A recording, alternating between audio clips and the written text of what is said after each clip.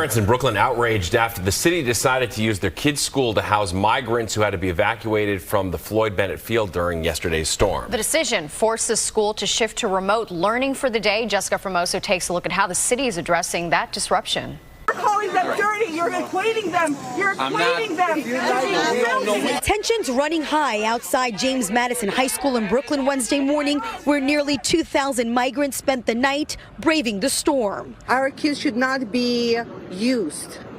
The school should not be used. It's a sectionary for the learning.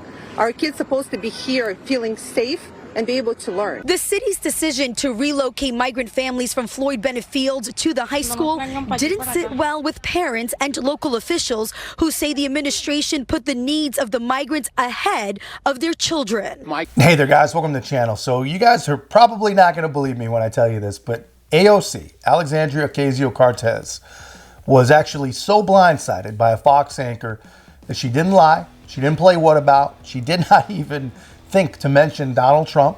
She just basically imploded into complete politician gibberish. And it's hard to beat, hard to miss, and I'm going to show it to you. You got to see it. But first, guys, be a part of the channel's growth. You know, help us get the conservative message to as many people as possible. The more you guys engage, the more people we reach. So really make sure to like, comment, subscribe, most importantly share. It really does mean a lot. So here's where we're at. AOC was walking through the halls of Congress, and she was stopped by Hillary Vaughn from Fox, and she was asked really a pretty intelligent question. And if you guys know anything at all about AOC, you follow her on any social media or whatever, you'll know that she always has something to say, always has an opinion, doesn't give very intelligent answers, but she always says something. And it appears the only thing that she doesn't actually have her own true, real, ingrained opinions on are Democrat mistakes or Democrat corruption.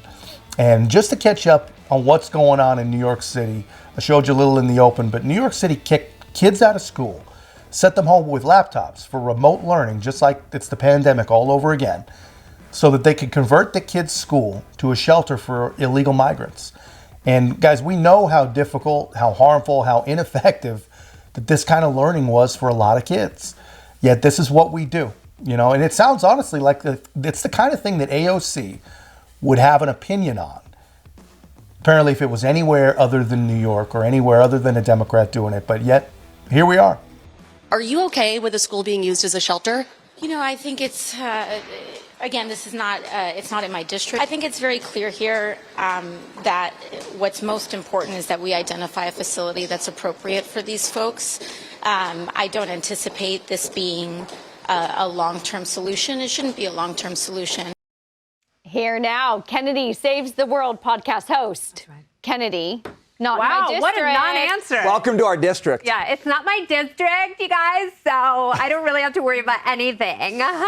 It's her policies, and that's the problem, is people like AOC aren't taking ownership of their philosophy, which is bankrupting cities across the country. And people in New York, people in Chicago never really had to think about the immigration crisis because to them it was theoretical. Well, now it's actual.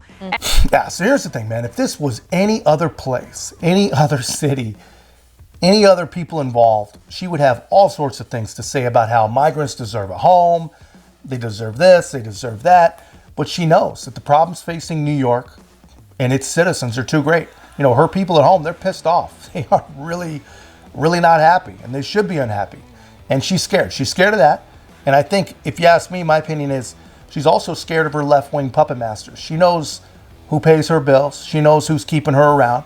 So she doesn't want to say anything in support of the city or in support of those citizens or in support of those kids' parents, because, of course, that would upset the puppet masters. So she gave us this. And you tell me, guys, tell me in the comments, what should she have said? And what do you think she actually believes, you know, when no one is around? I wonder if she even believes anything when no one's around anymore. Probably only believes what she's basically paid to believe. But I want to know, what do you guys think she really believes? You know, that's all I got, guys. Let me know your thoughts in the comments. And if you haven't already, don't forget to like, comment, subscribe. Most importantly, share the channel. I'll see you in the next one.